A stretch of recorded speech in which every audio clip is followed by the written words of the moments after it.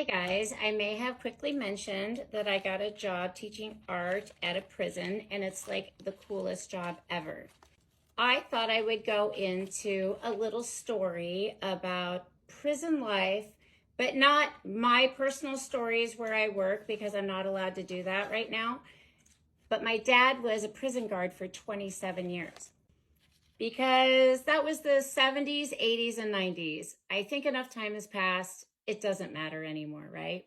By the way, we're doing paper crafts. We're going to be making cards out of paper, and we're going to do cool stuff because the guys aren't allowed scissors because obvious reasons. Instead of scissors, I am going to show them how to tear paper very carefully and to make shapes.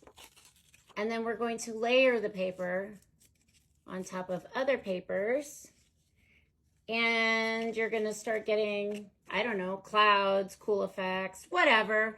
I debated on what stories to tell because there are some stories that probably would get me banned on TikTok, so I didn't want to do that. So I thought I would tell this story. My dad had a really good rapport with the inmates.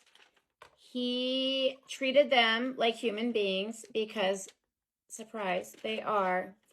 And in turn, they would help him. And I'm sure you're wondering, how would they help your dad, right? Well, here's the thing. Prison life is dangerous. It can be very dangerous. And I do not work at like a Supermax or anything like that. My dad worked not at a Supermax. He was at Max, and there's different levels. I'm kind of down here. They wouldn't let some artists like me bebop in with like, you know, serial killers and stuff to like show them paper crafts, right? Like, we're not going to do that.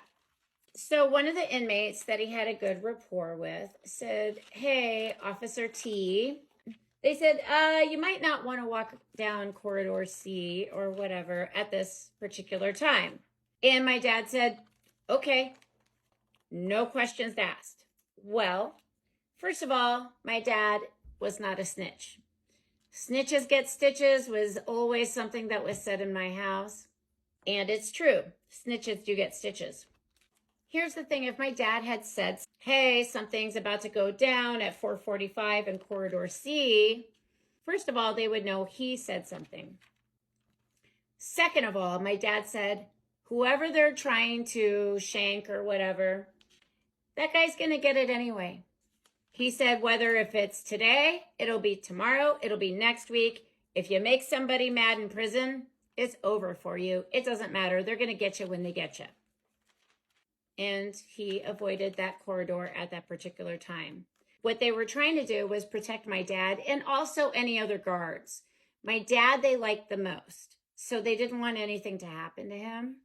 So they told my dad, and if any other guards were around, my dad would go, hey, Bill, I need you to come help me with something really quick. And he'd make something up at 4:45. So Bill didn't walk down corridor C. Because if any of the officers tried to break up any sort of shanking fights, they could get hurt too.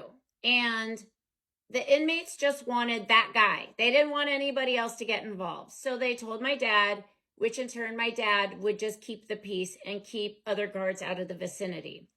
It's just how it is. And you know, I am weirdly equipped to work in a prison. And it's okay. I love it. I love the participants. They're so cool. They're so bright. Here's another funny thing my dad would say, and I told the guys this and they laughed because it's true. My dad said, the brightest minds in engineering, they don't work at NASA. They don't work at JPL. They don't work at Fermi Labs.